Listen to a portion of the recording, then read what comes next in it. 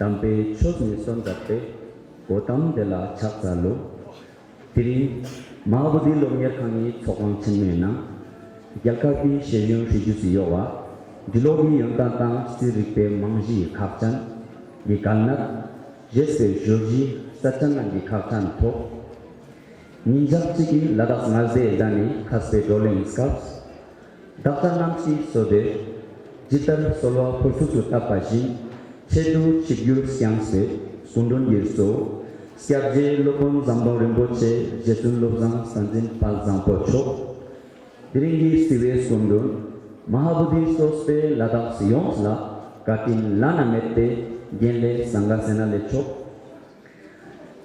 Janyang Gapesika Jukses, Zatkani Geshes, Kantolanjas, Ladaksi Ngazde Dani Yontanga Sungi, Sponbo, Kara Sonandorje Namja Lechok, Potkin Chikyap Misonpa, Gelong Stanzin Sepa Chok, Ladaksi Lokaka Sosonas Kyodadate Hote Topchi Lanjas, Mixali Yontang Hoksonpa Khazwang Hanjas, Katinjangi Girgang Hanjas, Mixali Letang Kargi Choma Kyodadate, Ladakh Tawe Ni Kopes Tawe Mount Ladakh Sonta Shotus Yongsang, Janyang Inangloa Pusadakani Sunurba Hanjasang, Pamalanja Sangmala, Naja Mahabodhi Nangsang Tatjuse, Matang Yetobani Chonas, Tambi Kashi Zelexang, Julie. Education is the passport to the future, for tomorrow belongs to those who prepare for it today. Good morning to one and all present here. I, Samina Kosa, and my fellow speakers, Sir Tamchos, feel immense joy to conduct one-day state-level conference on foundational literacy and numeracy and national education policy under the aegis of CBSE in the backdrop of G20. As we all know that we cannot build a great building on a weak foundation, so foundation becomes very important. So in this seminar, we are focusing on foundational literacy and numeracy under the National Education Policy. The vision of this mission is to create an enabling environment to ensure universal acquisition of foundational literacy and numeracy, so that by 2026-27, every child achieves the desired learning competencies in reading, writing, and numeracy at the end of grade 3rd, not later than grade 5th. Matangi Charles Divin Chichik Zanayang, Tekun Tar Kelpotang Tashis Legut Yong Chetu, Marme Jajetanya Po, Uzuk Stemdel Zacheselam Rukun Nangjin Yotkanang Jinla, Ringi Skundon Yeso, Rinpoche Skunduntang, Gelle Yesena Bakunda Juapulen, Sangya Pujitani Nanganetula, Malme Jazet Jachesla.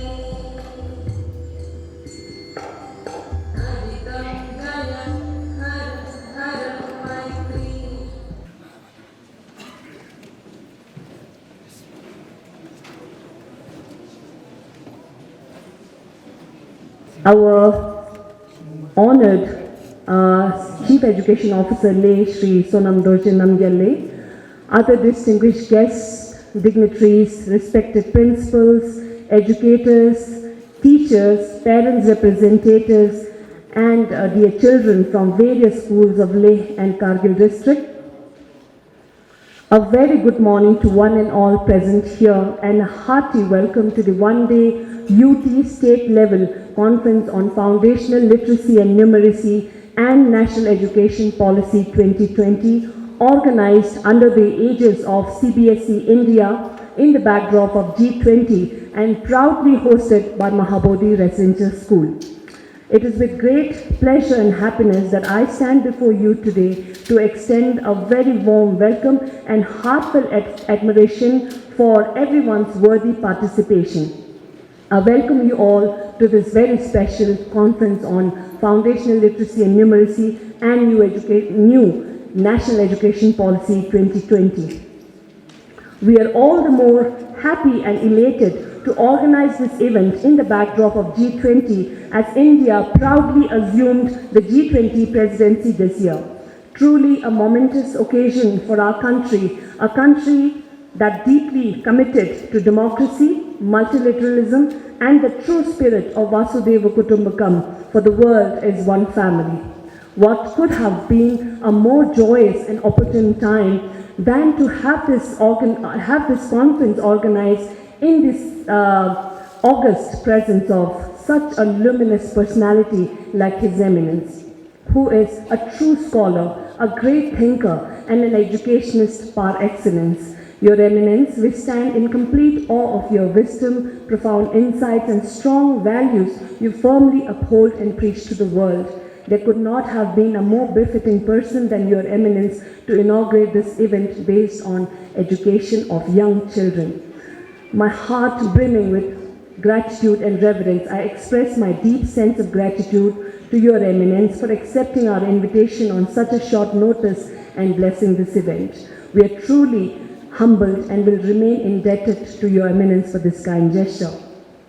I also take this opportunity to welcome and thank our chairman, Most Venerable Bhikkhu Sanghasena, the chairman of Mahabodhi Residential School, for gracing this program. We thank Genle for his tireless and selfless contribution to the society in general and Mahabodhi Residential School in particular, and express deep appreciation for the immeasurable support and inspiration he provides every one of us.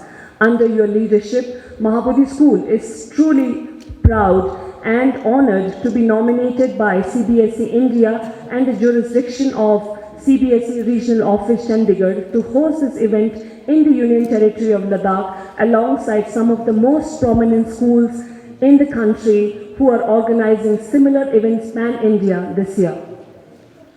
I also welcome and thank the Chief Education Officer Leh, Shri Sonam Dorje Namgyal Leh, for gracing this event and accepting our invitation to preside over the enriching panel discussion on FLN to be held in the second session of the day. I also thank and welcome Venerable Tenzin Tsenlegla, the Director of TCV Schools India, for gracing this event with your august presence. I also welcome and thank the President of Sahodhya CBSE Schools of Leh and the Honorable Principals, teachers, and all the students of prestigious CBSE affiliated schools of Leh district who are in the Sahodhya for collaborating and putting on display a glimpse of your marvelous classes and schools through this one-of-its-kind FLN stations this morning. I also thank all my team members of the Sahodhya for being great sports and great team members for many such joint initiatives in the past as well. Last but not the least, I welcome and thank all the other dignitaries, respected members of the Sangha, our panelists for the worthy panelists for the day, the respected principals, teachers, students, parents of all the beautiful schools of Leh and Kargil district for your enthusiastic participation in this event. We're very happy to share that as many as over 300 teachers and over 200 students have registered for this conference within such a short period of time. I also welcome our friends from the media houses, different media houses of Leh for gracing this event and covering this event as well. At the end, I once again welcome you all with the hope and believe that as we embark on this journey of implementation of New Education Policy 2020, I truly hope and pray that this conference will serve as a stepping stone and a guiding stone and something, a great beginning for all the wonderful teachers of our Leh district and Kargil district. I hope that we can have a successful implementation of New Education Policy, and foundational literacy and numeracy are our pillars of the foundation. So I'm sure with all of your enthusiastic participation and seeing the passion with all of you in the past few days of preparation, I have no doubts that our Ladakh will surely be a great contribution in the Nipun Bharat mission. Thank you very much once again and have a great enriching day ahead. Thank you. As a part of the G20 presidency going on in India, and as part of this, we are very happy that our school has chosen to have this one-day UT state level conference on FLN NEP under the aegis of the CPSE in the backdrop of the G20. I think they asked me to speak something on this subject. I cannot dare to speak in presence of such a holy person, scholars, ocean of wisdom and knowledge of His Eminence Samdhong Rinpoche Ji. I will not waste his precious time. I am standing here just to extend hearty welcome to His Eminence Rinpoche Ji and the other accompanying venerable monks and all the great educationists, principal, vice principal, teachers and others who have gathered in this hall today to discuss about the value-based education. We are so fortunate today that we have the blessings of His Eminence Samdhong Rinpoche Ji. We can't think of a better, greater or nobler or greater blessings than the blessings of His Eminence Rinpoche. There are many educationists in the world. There are many holy people in the world. There are many Rinpoches in the world. But for me, His Eminence Samdhong Rinpoche is something very special, something very unique. It is easy to find scholarly people, knowledgeable, no problem. It is also easy to find kind, simple Rinpoches or monks. But it is very hard to find who is such a profound scholar, great scholar, knowledgeable, yet down to the earth, yet so humble, so simple, so kind. During my journey throughout the world, I met so many spiritual masters, but I rarely met such a great saint, spiritual masters. Not only have such a profound knowledge of Buddha Dharma and other aspects of world or society or human beings, but totally fully living that teachings in his daily life. I hope all of you will agree that Rinpoche Ji is so humble, so kind. Therefore, I think all of us should feel extremely fortunate, lucky to have Rinpoche's blessing. There are many educationists with a lot of knowledge about education. But I personally think all modern education, without guided by spiritual values, not only useless but positively dangerous. And here we have now such a holy person to guide us, to share his profound wisdom, how the education should be. Not just acquiring a knowledge, not just collecting information and becoming a walking library, that won't help. But we need to have education of heart. We need to have peace education. We need to include compassion from the right from the nursery to the highest level of education. Without guided by compassion, kindness, our education system, our knowledge will become a Bhasmasura dance. The very knowledge, the very science and technology will kill us. The only to make best use of science and technology and knowledge for the well-being and happiness of people is to bring the spiritual values, compassion, kindness, heart-oriented education, not head-oriented education. We are so fortunate to have Rinpoche. I will not take any more time. Rinpoche has to leave 10:45, and better I shut up and invite Rinpoche to shower his blessings, his oceans of wisdom.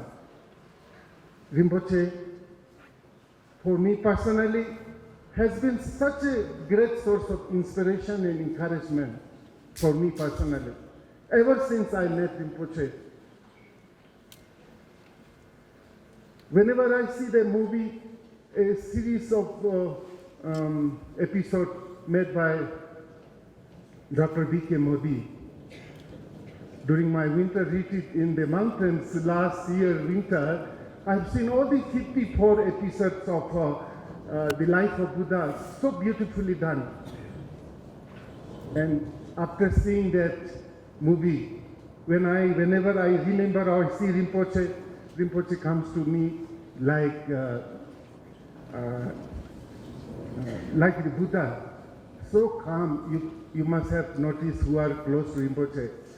In every aspect of it, so calm and so quiet and so mindful, so peaceful, so kind, you know. So grateful to Your Eminence Rinpoche. I know, despite of Rinpoche's advanced age, despite of Rinpoche's tight schedule, Rinpoche just returned from Zanskar, has so kindly accepted our humble invitation to bless all of us here. Once again, from the bottom of my heart, Rinpoche, on behalf of all my staff, students, as well as, I think, Liberty too, Liberty, on behalf of all the present here, I express my profound gratitude and thanks, Rinpoche, for coming and blessing us. Viduti kalpana jalam gambhiro dharmurtaye naman samanta vatarya samanta trishe.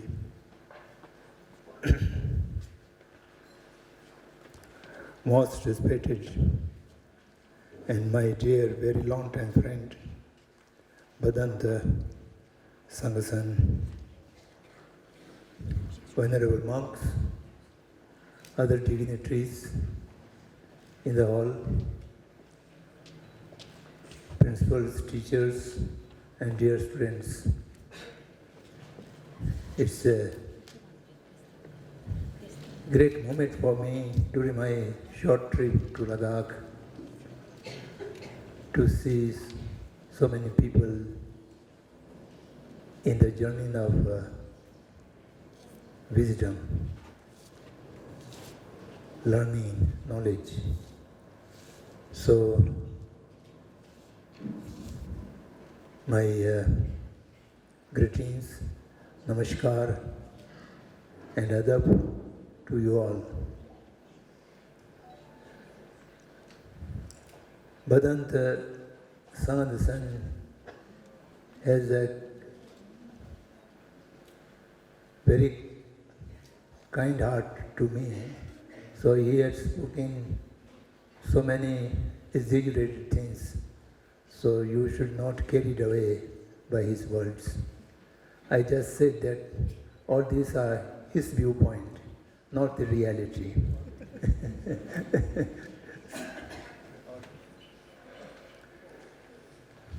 It's a very difficult to join such educational program because I am an uneducated person living in the 7th century civilization and yet dealing with the 21st century postmodern people. And sometimes it's very difficult to relate with each other. So you shall have to be patient and pardon for me if I have said something which is not acceptable to you. You are having a seminar, a part of the G20. This year, G20 and C20 is the something everywhere, some kind of program goes on. When I come back from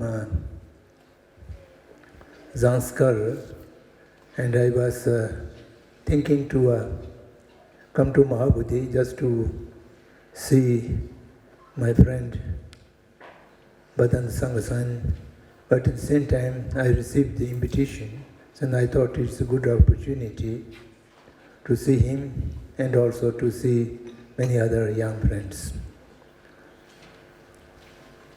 I have nothing to say about the education or education system or education policy.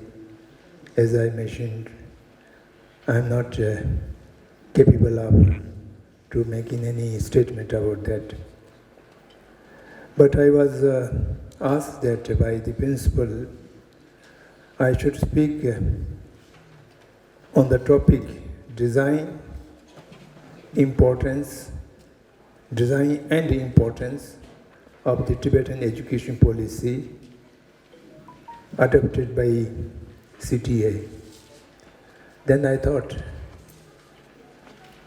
I may be in a position to make few statements from that policy which was adopted during my tenure as a conjunctiva of the CTA. But unfortunately, 12 years have passed. I have tried and retired from the CTA, and I forgot most of the my activities during that period. And also, due to advanced age, memories also become weaker and weaker each day. So then I thought I will read out few sentences from the Tibetan Basic Education Policy, which was adopted during my tenure. And in the beginning, as a history of that policy, which was a result of a long time study and research of various things, particularly the things which had happened in India in the field of Shiksha as well as in the education, beginning from 1830s till this day. We have overviewed all these happenings before adopting the policy.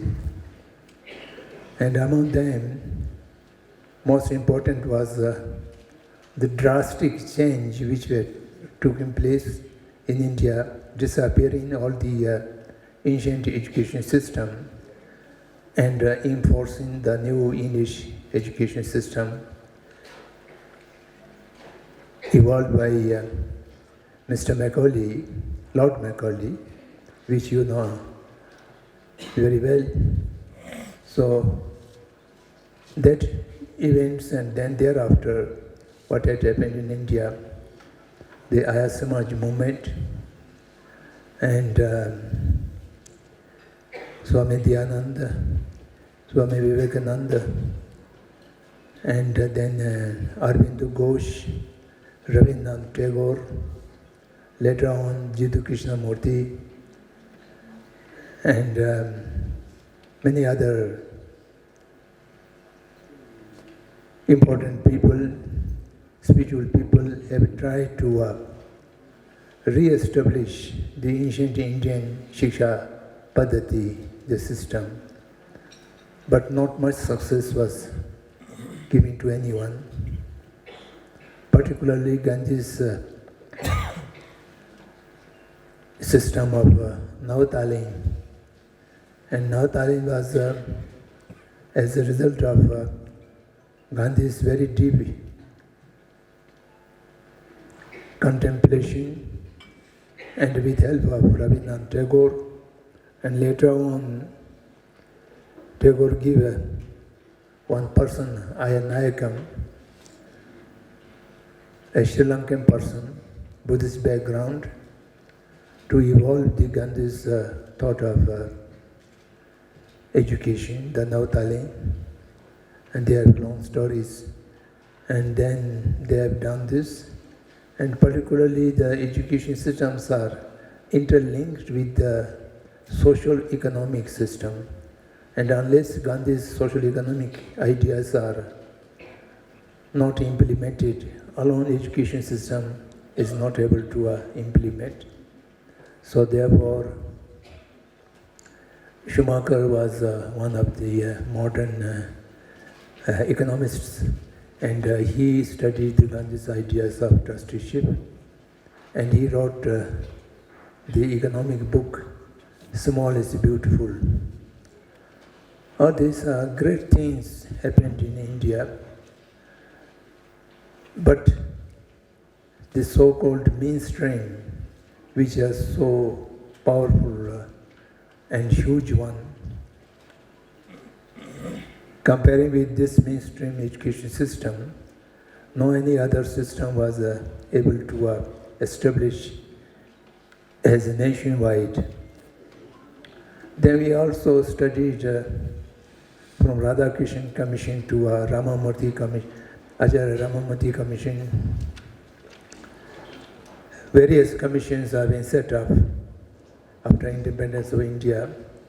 Although India got political independence, but she was not able to get education independence, language independence, or cultural independence. After 75 years also, we carry the legacies of Macaulay, and which is so sustained by the help of the society, parents, teachers, students as well. Of course, the new education policy 2020 brought up many new ventures, and it was one of the best policies ever adopted after independence. But the question is how to implement them, how to take advantage the opportunities given in that policy, because all the stakeholders, the four stakeholders of education, the student, of course, first and foremost, the parents, the second, the teachers, the third, and the society as a whole, the fourth. Everyone accustomed with the present system and find it as a comfort zone, and no one willing to come out of the comfort zone and to make some new efforts. So that is the real situation of today. Then I am going to the education policy, basic education policy adopted by CTA, which is also ultimately to compromise with the present structure and system of Indian education, because that is compulsion for everyone. When go into the society, there shall have to be certain degrees or certificates or standardized recognitions. So therefore, whatever we may think of different ways, but ultimately we have to go to that narrow door. In spite of that, we have tried to find out, in consultation with the many great educationists and friends. So the education policy of CTA was adopted. In that policy, few little differences. The majority is the same. The few little differences is the meaning of education, the purpose of education, the aims of education, the system of education. In these 4 points, we have a little different idea. I say it idea because to put the ideas into practicality, that is a very hard task. In spite of that, when I adopted this policy, I have made a statement in the Tibetan Assembly, said that I have put long-term effort to prepare this policy, not with hope that it will be implemented in totality, but with hope that history will not blame me. Although I have been working as a Kaluntiva for 10 years or 2 terms, but I have not make a policy, education policy, which is suitable to the humanity and particularly for the Tibetans inside and outside. So therefore, to make my responsibility for the history, I have adopted this policy, and as far as the implementation is concerned, that will depend on the present and future generation. So it was later on I felt true. The implementation is so slow and so partial. So that was just a story. About the meaning of education, we have said that education is to be recognized as a human quality that enable understanding of external objects and phenomena, and that leads to awakening, maturing, and completion of the potential of inner consciousness. The human inner consciousness has unlimited potential, and that was remained unutilized. So education should have to awaken that inner consciousness and to utilize its full potential. That was one of the meaning of the education.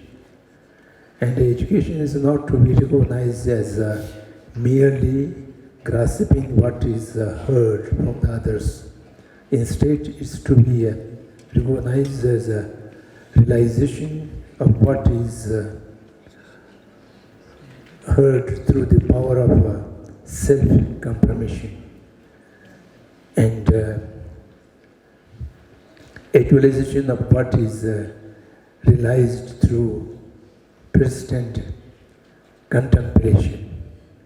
It is this a process of learning through hearing from others, self-investigation, and persistent contemplation.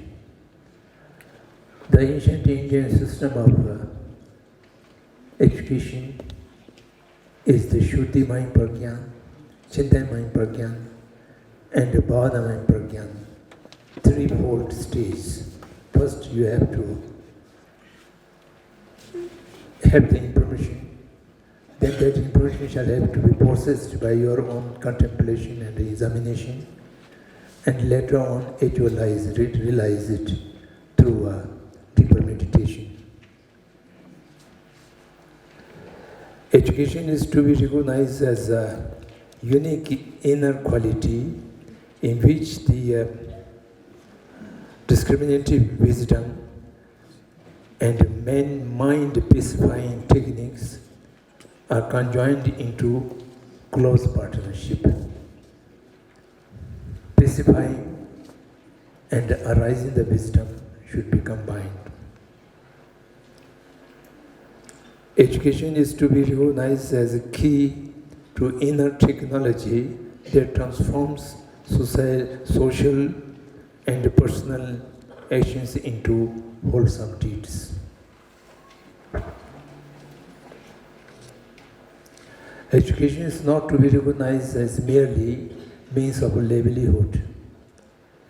Instead, it is to be recognized as a means of achieving temporary as well as the long-term welfare of the self and the others. In particular, it is to be recognized as a vehicle of social welfare and service. And finally, education is about recognizing the undesired suffering and eradicating its cause, and recognizing the desired happiness and engaging in practicing of its cause. It is thus to be recognized as a means towards engaging in desirable actions and avoiding undesirable actions. So this was the what is education, what means education. So this was comprised in these few sentences. Then we talk about the purpose of education. Purpose of education is to awaken the developed human qualities of wisdom, loving kindness, and compassion. They are different virtues of right view and the conduct, and that of the creativity and the invasions, and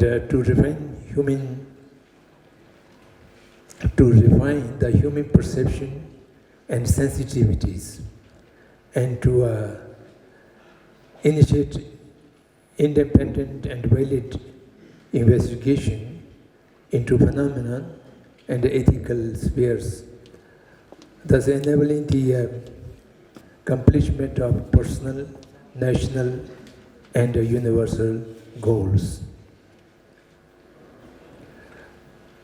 To empower people and nation to become self-reliant, that is, without the need to depend on the assistance or support of others, and to generate patriotic and dedicated person and other resources for achieving the cherished goals of the society and the nation. So these are defined as purposes of the education.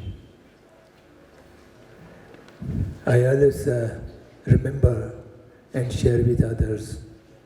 My late friend Jiddu Krishnamurti used to say all the time, the purpose of education is to awaken the inner intelligence of the individual, so that the person can flower in goodness automatically.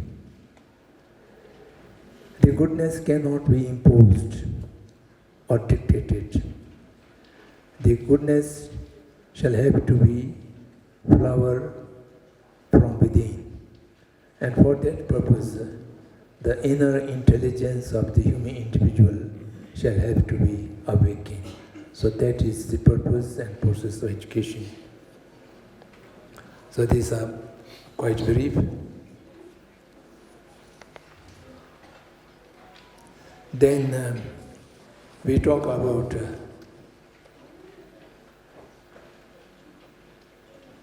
the aims or objectives. What is the aims for educating the people? In that we have choose 4 things: freedom, altruism, upholding the heritage, and innovation or change. These 4 are the basic objectives of the education. Students must be enabled to fully awaken their discriminative faculty of the mind, to be able to distinguish right from wrong. This would be empower them to be competent to make decision with freedom of thought and action, to be self-reliant in livelihood. There's to live without depending on or exploiting others, thereby ensuring their freedom of livelihood by right means, to be able to protect the freedom of the individual and community by no violence, thereby ensuring the freedom of security. This constitutes the principle of freedom.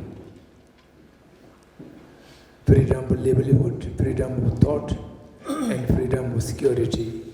This constitutes the objective of freedom. By embracing other beings as more precious than the self, and sacrificing the self for the service and welfare of the other person, the noble spirit of altruism is to be generated and established. This constitutes the principle of altruism. For the sake of future generation, the environment and natural resources must be conserved for the peaceful substance of the planet, and the people must be empowered to uphold their ancient culture heritage, culture and spirit heritage. This ability to preserve culture and the environment constitutes the principle of upholding the heritage. And in relation to the general well-being of the world, in accordance with the needs of the time and place, we must be able to introduce new principles, systems, objects, philosophies, movements, and so forth. This constitutes the principle of innovation or change. So these are the basic objectives or aims of the education. Then coming to the system of education, here we do not talk about the structure, but the process of learning, there should be a kind of system.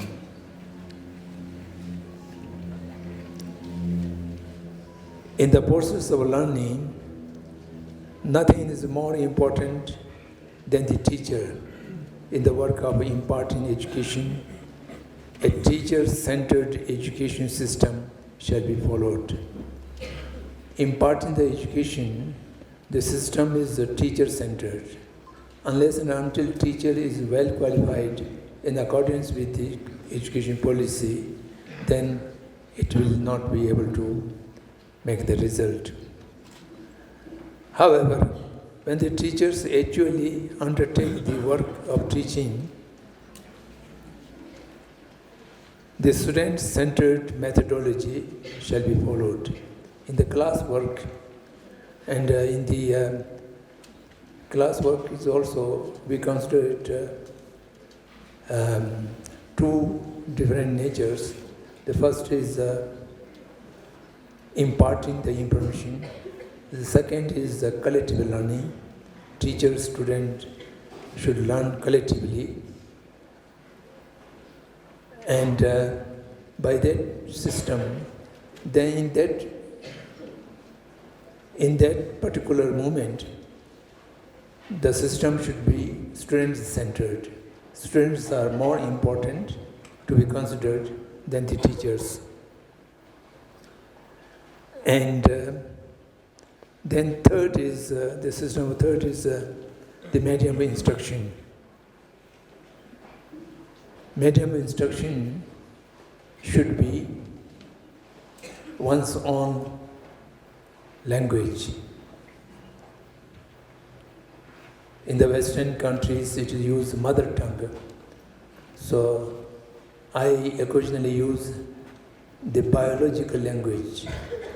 By our birth, our body has a special conditioning or capacity or potential to speak certain particular language, and that is one's own language.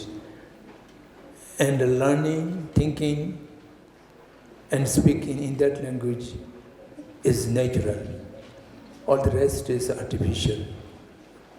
So, medium instruction is must be biological language of one's own. It may be it may not be feasible immediately, but long-term aim should be this. Then secondly, all the learning and teaching process should be combined with the teaching of the system of pramana nyaya, valid cognition methods. The logic is the most important tool of the education system. Unless the student is enabled to inquiry, examine, analyze the things through different kind of logical system, rationality and reasoning. So that has the reasoning and logical subject is well advanced in India. There are Buddhist logic system and non-Buddhist logic system, particularly the Nayaks and Naya Visheshakas. They have so very advanced system of logic. There should be a part of the entire education system. It may be mathematics, or it may be geography, or it may be anything. But with that, the logic system should be imparted. So these are some particular points which is considered to be important in the process of teaching, learning, and practicing. The knowledge has two levels. The first level of knowledge is just to understand. And the second level of knowledge is just to realize. Realization means by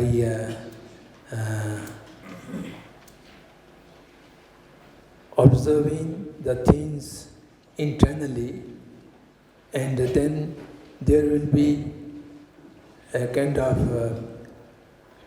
knowing the thing, not as different from the different between the subject and object. The duality will be disappear.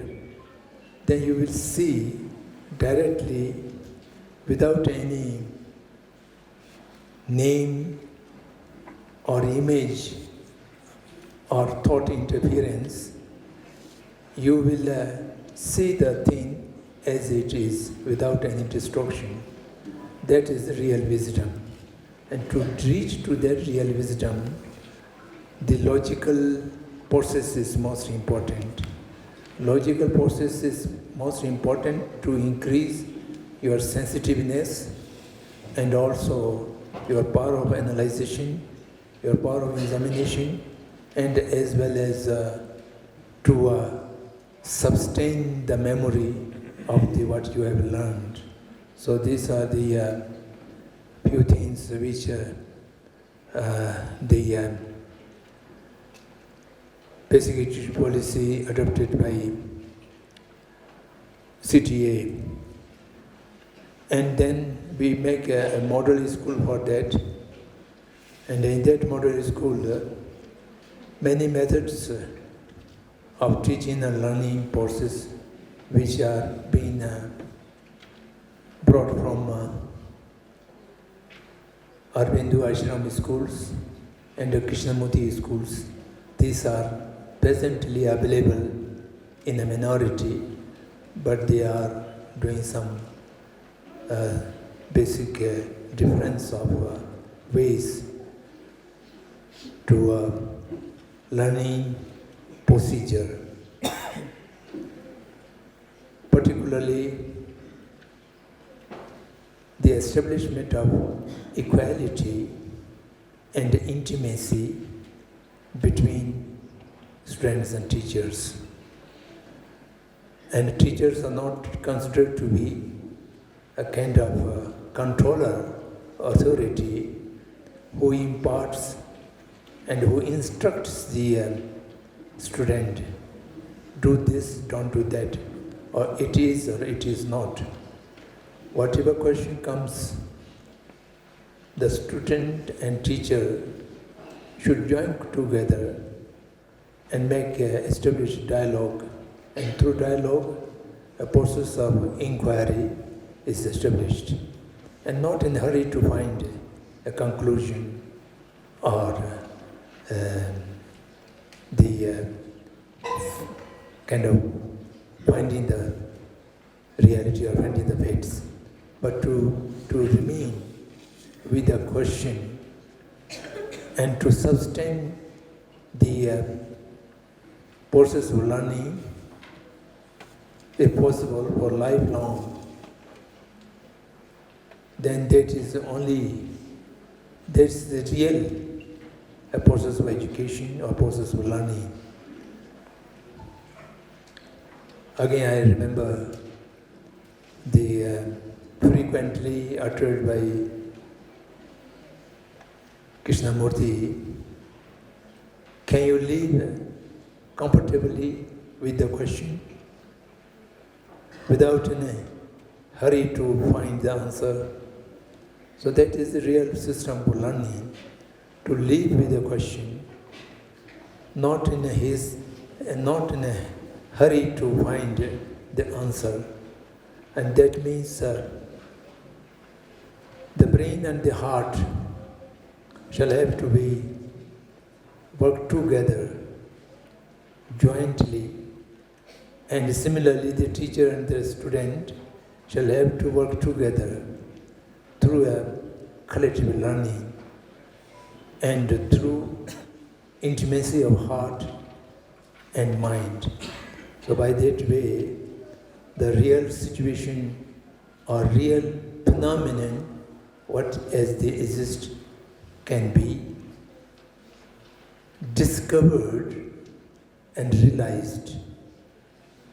Students not led to accept the things, but they should reach to the knowing the things.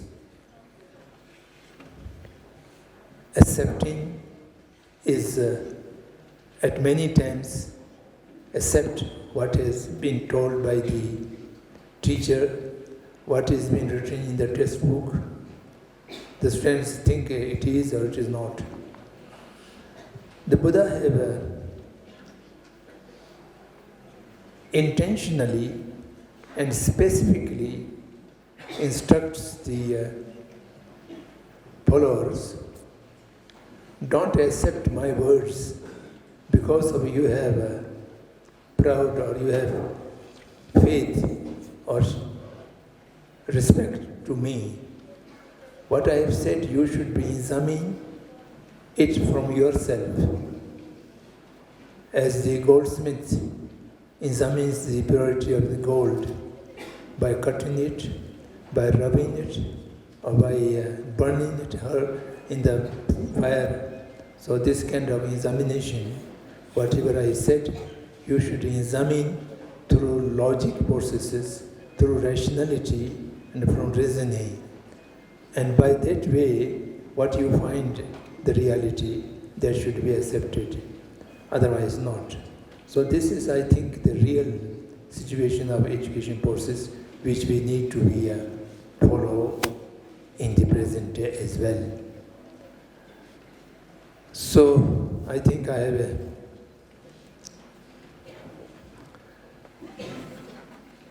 mentioned a number of things which may not be new to you, but it is worth to pay attention. Accumulation of information should not be understood as education or as knowledge, but process of learning through a right way to reach to the discovery of the subject by itself. That is the process of education. And I hope the educators and the students should pay attention to the ancient wisdom of India. Ancient wisdom of India, one day the modern scientific knowledge will reach to the level of ancient Indian wisdom, then the humanity is facing a number of challenges at this moment. Challenges of population, challenges of disparity of heavy and have-nots, challenges of environment degradation, global warming, the real challenge, and challenges of conflicts in the name of religion and spirituality. So there are many challenges which are threatening the existence of the humanity in the future. And all these challenges may not be able to face squarely unless and until we have the direct understanding of the universal phenomenon from right view. So for that purpose, we shall have to be, particularly the Indian people shall have to be, look to the ancient wisdom along with the modern scientific knowledge. Binobai has said that the scientific knowledge reached to the ancient Indian wisdom, then the world would be entirely different. And in the beginning, I used to oppose him, criticize him, it may not be possible. But during last 40-30 years, I experienced that His Holiness, the 14th Dalai Lama's sustained and continued dialogue with the modern scientific people. They are mostly physicists and neurologists and psychologists, and later on other disciplines are gradually joined. Now they have instituted and institutionalized in the name of Mind Alive. Every year, 2-3 international conferences with science, Buddhist science and modern science are taking place. So which give me hope. And I thought Binobai might be correct. There might be some time the modern scientific knowledge reach to the level of ancient Indian wisdom, and the combination of modern knowledge and ancient wisdom shall give a new way of life for the better world and better universe. We should hope for that, and for that your generation, the students' generation, has a greater responsibility, and that responsibility, the universal responsibility for the new generation of Indian people must be realized and try to perform. Thank you very much for your kind attention.